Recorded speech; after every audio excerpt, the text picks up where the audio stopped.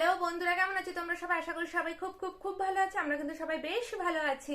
তো মুখার্জি ফ্যামিলি ব্লগসে আবার তোমাদেরকে অনেক অনেক অনেক স্বাগত। তো আজকে আমি আবার চলে এসেছি টিপস এন্ড ট্রিক্স নিয়ে। আমি এই কাজগুলো করছি, তাই আমার পক্ষে সম্ভব হচ্ছে তোমাদেরকে দেখিয়ে দেওয়া। আর যখন যে কাজটা করি না কিন্তু টিপস এন্ড ট্রিক্স গুলো মনে পড়ে যায়, তখন সেগুলোকে দেখানো সম্ভব হয় না, কিন্তু তোমাদেরকে বলে দিই যাতে তোমরা সেটা করতে পারো। আর আমি যে টিপস এন্ড ট্রিক্স গুলো শেয়ার করি সেগুলো আমি বাড়িতে ইউজ করি। যদি হার্মফুল হয় তত তোমাদেরকে শেয়ার করবো না, তাই না? তো যার জন্য আমি এখন ইউজ করছি, তোমাদেরকে দেখিয়ে দিচ্ছি যে আমি পাখুমের একটা টেবিল কিভাবে পরিষ্কার করছি। ঠিক আছে, দেখতে থাকো।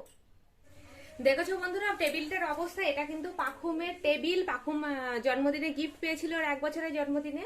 তো অনেকদিন ফেলানো ছিল, এখন বড় হয়ে গেছে, এটা কম ইউজ করে, আলাদা তো পড়ার টেবিল ইউজ করে বলে। কিন্তু আজকে আমি এটা পরিষ্কার করা দেখাচ্ছি। দেখো কি বিভৎসভাবে নোংরা হয়েছে। তো আমি এটাকে আগে একটা কাপড় দিয়ে ভালো করে মুছে নিচ্ছি, নোংরাগুলোকে ছাড়িয়ে নিলাম। এই দেখো, আর আমি কিন্তু এটা কলিং ছাড়াই পরিষ্কার করছি। কলিং দিয়ে করলে ভীষণ তাড়াতাড়ি হয়ে যায়, খুব ইজি হয়। কিন্তু আমি এখানে অল্প পরিমাণে ডিশ ওয়াশার ইউজ করছি আর বেকিং সোডা ইউজ করছি। দেখতেই পাচ্ছ কতটা নোংরা ছিল। আর এর সাইডগুলো তো ভালো করে এমনি পরিষ্কার করে ঝেড়ে দেবো, ঝুল ঝুল যেগুলো ছিল আর কি। আমি এর ওপরটা পরিষ্কার করে দেখাচ্ছি। তো দেখো, আমি যথারীতি এর মধ্যে ডিশ ওয়াশ নিয়েছি, এই যে এর মধ্যে ডিশ ওয়াশ নিয়েছে, এরকম একটা স্পঞ্জ নিয়েছে, এই যে স্পঞ্জ, যেটা আমার ম্যাক্সিমাম আর কি এই ধরনের রেমেডির ক্ষেত্রে আমি ইউজ করি। একপাশে স্ক্রাবার থাকে, একপাশে এরকম স্পঞ্জ থাকে, যখন যেটা দরকার পড়ে সেটা। কিন্তু এটা যেহেতু কালার রয়েছে তাই খুব আলতো হাতে এটা পরিষ্কার করতে হবে। অনেকদিন ধরে ফেলানো ছিল বলে এটার অবস্থা এরকম হয়ে গেছে। আর দেখো কত তাড়াতাড়ি পরিষ্কার হচ্ছে।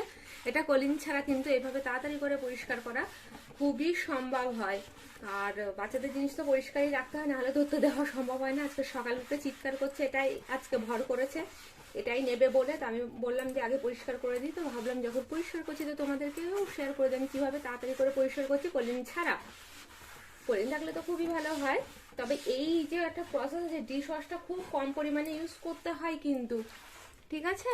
আর লিকুইড ডিশ ওয়াশগুলো কি হয় তুলনামূলক একটু ক্ষতিকারক কম হয়। তো যার জন্য আমি এই দেখো এইভাবে এটা পরিষ্কার করছি। তো যখন পরিষ্কার করছি ভাবলাম তোমাদের সাথে শেয়ার করি। এখানে নোংরাটা বসে গেছে বলে এখানে আমি স্ক্রাবার দিয়ে পরিষ্কার করছি, এই যে এই সাইডটা দিয়ে। তো দেখো কত ভালো পরিষ্কার হয়েছে না? তো যদি এটা ভালো লেগে থাকে ভিডিওটা, এবারে হ্যাঁ, এটা আমি কিন্তু খুব ভালো করে এবার শুকনো করে মুছে নেব। যদি বন্ধুরা ভিডিওটা ভালো লেগে থাকে লাইক শেয়ার কমেন্টস করতে কিন্তু একদম ভুলবে না। আর কি করবে, মুখার্জি ফ্যামিলি ব্লগস অবশ্যই সাবস্ক্রাইব করে রাখবে।